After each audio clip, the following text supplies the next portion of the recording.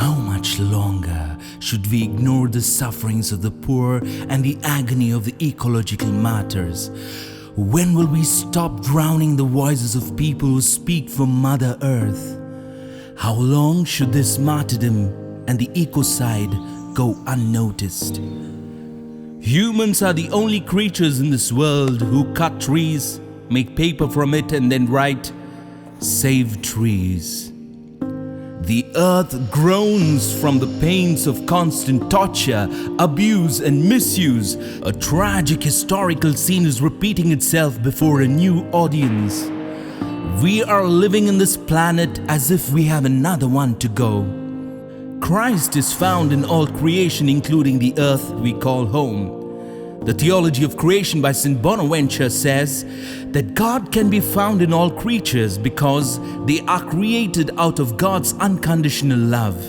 According to him, the creation is the open Bible, the first revelation, but few people realize that their actions and indifference towards the well-being of the earth and the people in the periphery are symbolic and synonymous with the suffering of our beloved Savior.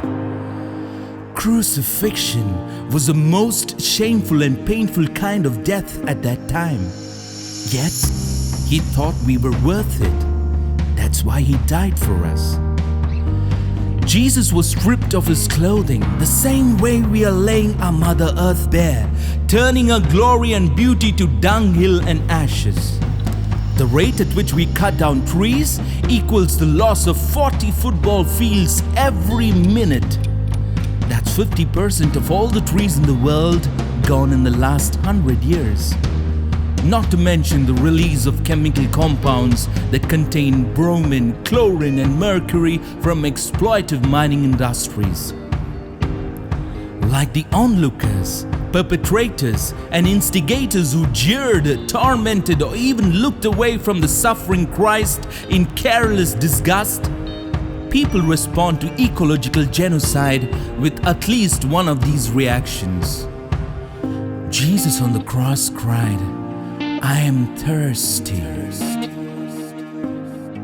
It echoes desertification, ice depletion, famine, and water scarcity.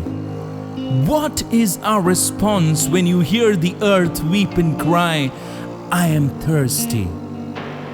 In 2019, in Australia, the wildfire burnt over 11 million hectares, killing humans, wildlife, and destroying their habitats.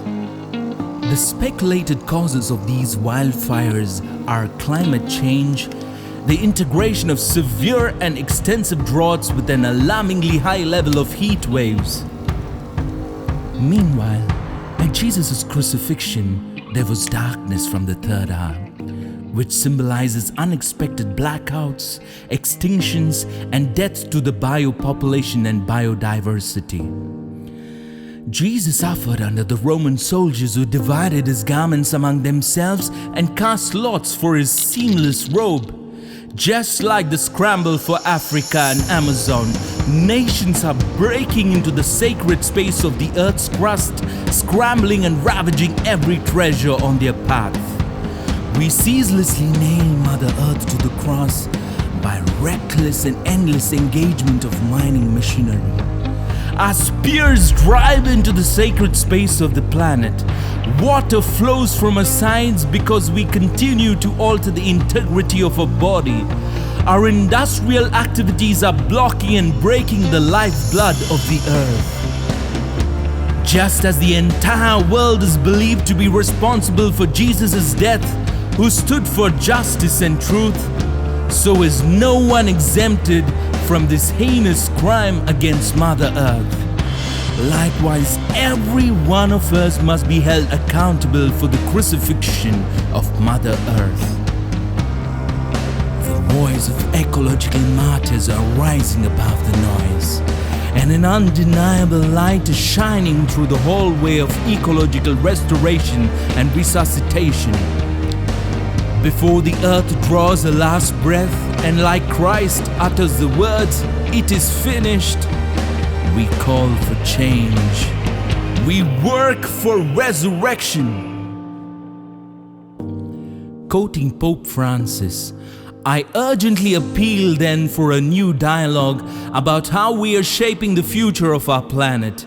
We need a conversation that includes everyone, since the environmental challenge we are undergoing and its human roots concern and affect all of us. We need to create a new culture, a new civilization that gives full respect to the infinite love and goodness of God in creation. Only then we will be able to sing together with St. Francis of Assisi and St. Bonaventure, praise be the Lord of creation, Laudato si mi Signore.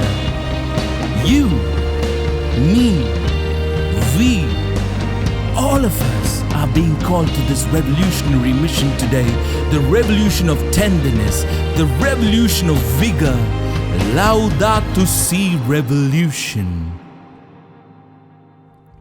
Let's love our Mother Earth. We do not inherit the planet from our ancestors.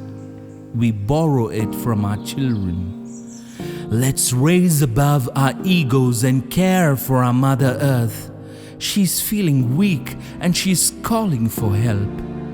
You are most welcome to be a part of this Laudato si revolution.